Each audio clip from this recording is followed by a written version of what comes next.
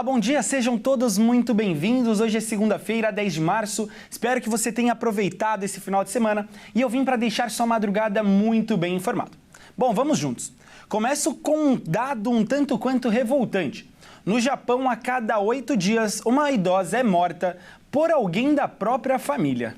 No Japão, a crise do envelhecimento está se tornando uma realidade chocante. A cada 8 dias, uma pessoa idosa é morta por um membro da família. A própria cultura do país cria um cenário propício para a explosão das Kari Killing e mostra que o país enfrenta um grave problema de envelhecimento populacional. O levantamento mais recente do governo mostra que mais de 28 mil idosos morreram sozinhos e em quase 5 mil casos, a polícia demorou 2 semanas ou mais para reconhecer a morte. O fenômeno em que familiares exaustos acabam tirando a vida dos parentes que cuidam se intensificou nos últimos anos, agravada pelo isolamento forçado durante a pandemia de Covid-19. O caso mais recente é de um homem que deixou a própria mãe de 86 anos sozinha em um parque, exposta ao frio, pois não suportava mais o estresse de cuidar dela. Em outras palavras, a cada 8 dias, um idoso no Japão foi assassinado por um membro da família que atuava como seu cuidador. O levantamento ainda revelou que os principais responsáveis pelo crime são os cônjuges, os filhos adultos, netos, irmãos e outros parentes. O presidente dos Estados Unidos, Donald Trump, assinou uma ordem executiva na última semana restabelecendo uma reserva estratégica de Bitcoin, em uma demonstração de apoio a uma criptomoeda criticada por seu uso como ferramenta para a lavagem de dinheiro. O presidente dos Estados Unidos, Donald Trump, assinou uma ordem executiva estabelecendo uma reserva estratégica de Bitcoin. A criptomoeda tem sido criticada por seu uso como ferramenta para a lavagem de dinheiro. A reserva do governo consistirá em moeda digital apreendida em processos judiciais dos Estados Unidos.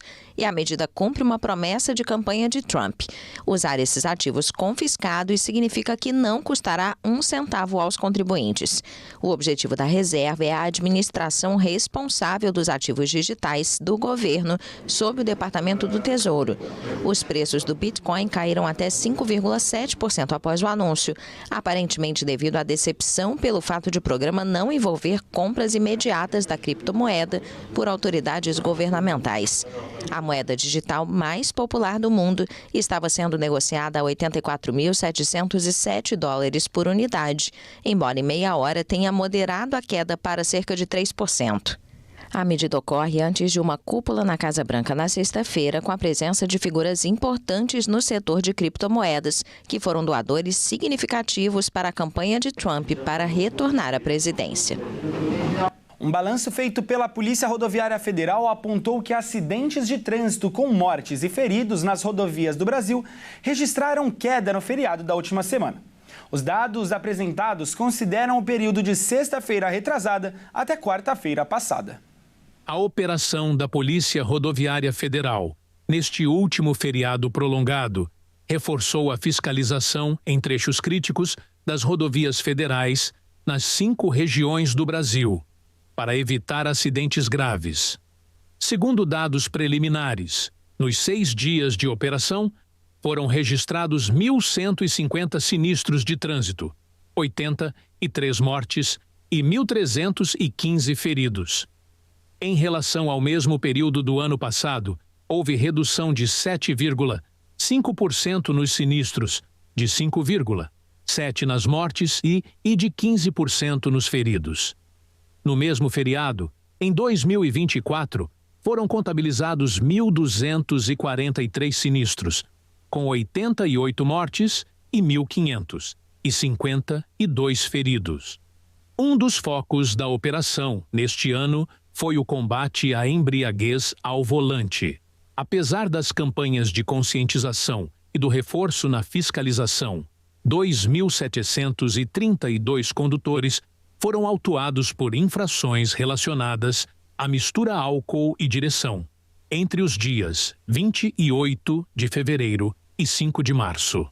128 pessoas foram detidas por embriaguez ao volante, índice 10,34% maior que na operação do ano passado, quando 116 condutores foram flagrados, dirigindo após ingerir bebidas alcoólicas. Os policiais também flagraram falta do uso do cinto de segurança em 6.818 veículos, falta de cadeirinha ou dispositivo de retenção de crianças, com 1.089 autuações e 7.704 ultrapassagens indevidas. E mais de 53.600 veículos foram flagrados com excesso de velocidade.